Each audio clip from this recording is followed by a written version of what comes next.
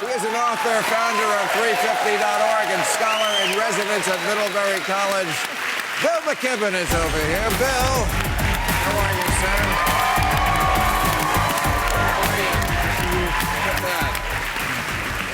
Look at that. Only on our show does an environmentalist get a hen for like a rock star would get coming out.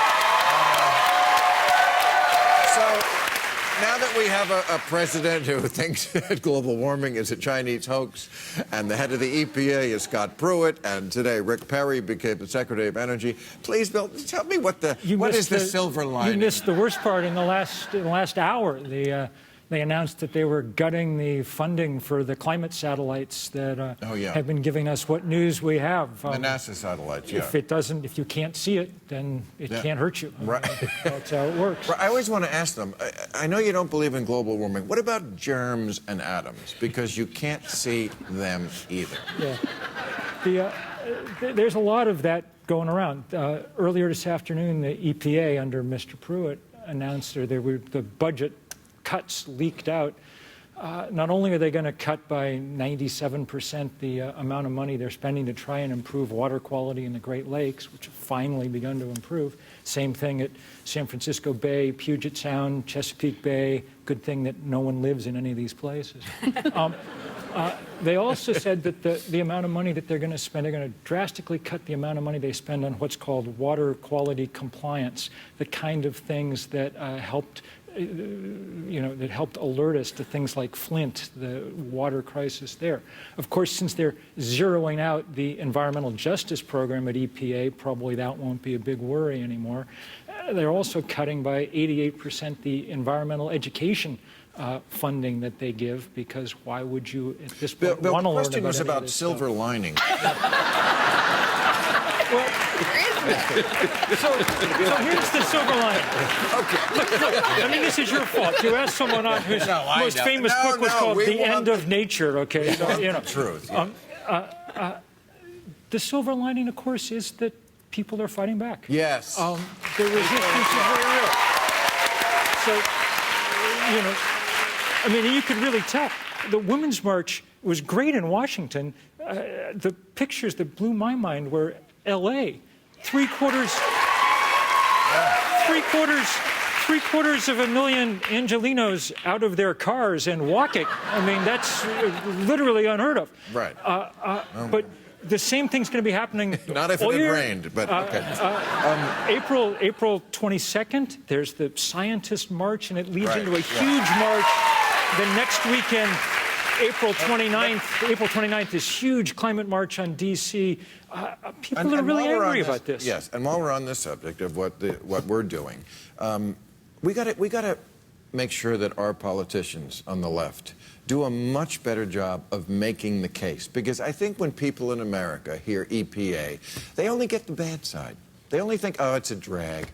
It's like that's kind of not on their radar what it does, you know? Same thing with the Keystone Pipeline. It's going to cost jobs.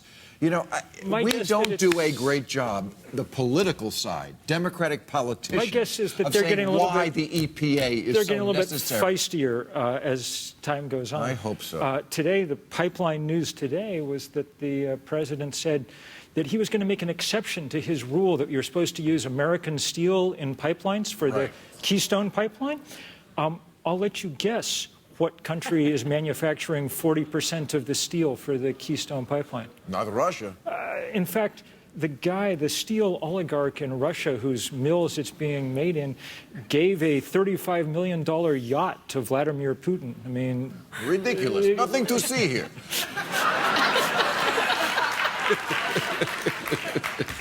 But look, we're getting to the point where it's so hard to kind of miss what's going on.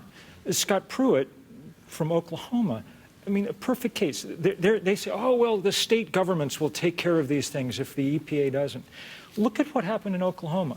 For as long as this continent's been around, Oklahoma was seismically inert, as stable as it was possible to be. Tornadoes, yes. Yes. Earthquakes, no. not in Oklahoma. Now, It shakes a lot more than California. It's the most seismically active place on the continent because we've done nothing but frack it for the last 10 years and force all this water back underground into wells on defaults. And what do you know? And Scott Pruitt used to be the guy there. What was he in Oklahoma? Scott Pruitt, he was the Attorney General. Attorney General. But he basically was the mouthpiece for the oil industry. He said scientists continue to disagree about global warming.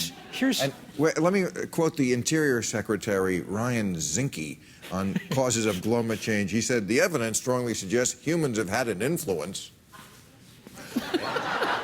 However, the evidence is equally strong that there are other factors such as rising ocean temperatures." Why the fuck do you think the temperatures in the ocean are rising?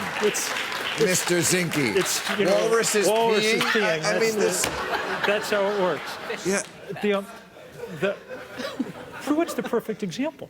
He sued the EPA 14 times, the agency he now runs. He wrote a letter to the EPA, one of the ones that came out. He wrote a letter to the EPA attacking them for measuring methane emissions out of fracking wells. Well, it turned out he didn't even write the letter.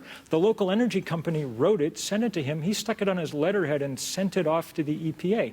Today, the EPA announced that they were no longer going to measure methane emissions out of fracking wells. Companies didn't have to collect this information, which is particularly ironic because last year at this time, the oil industry was arguing that the EPA shouldn't regulate methane emissions. Why not? Because there wasn't enough data yet to figure out whether it was a bad idea or not. The level of just complete corruption from the fossil fuel industry that marks this administration is like nothing we've ever seen. So, and of course, let me ask you this, Charlie. Trump did not mention the environment, and I don't think anybody was surprised about that in the speech. But, any Republican president probably would not have. And you did kind of a mea culpa in the op-ed pages recently, and you said, right-wing radio, which you've been a part of, has been somewhat responsible for dumbing down the Republican base in this country. Are you thinking of that on this issue, too? Well, and not just on this issue, and it's not just dumbing down, it's the creation of an alternative reality silo. I mean, we've gone beyond echo chambers to actually, being, two nations that have their own facts, their own arguments, and they don't penetrate with one another. And that's one of the things that we've created here.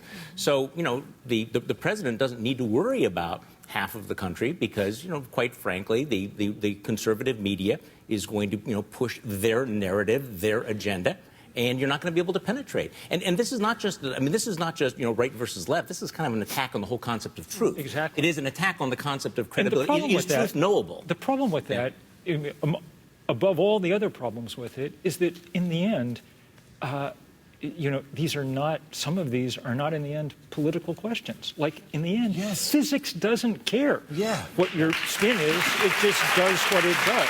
And also, no matter how rich you are, you have to breathe.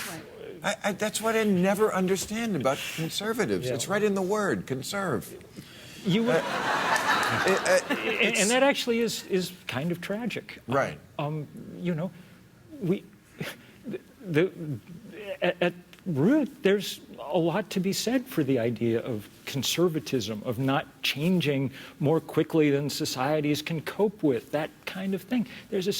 But that's long since abandoned. 2014 was the hottest year we've ever measured on this planet until 2015 smashed that, until 2016 smashed that. We're changing so fast. Right. We've been human, not just like America's not ever seen anything like this. We haven't seen change like this since the beginning of primate evolution. We're in a complete different thing now.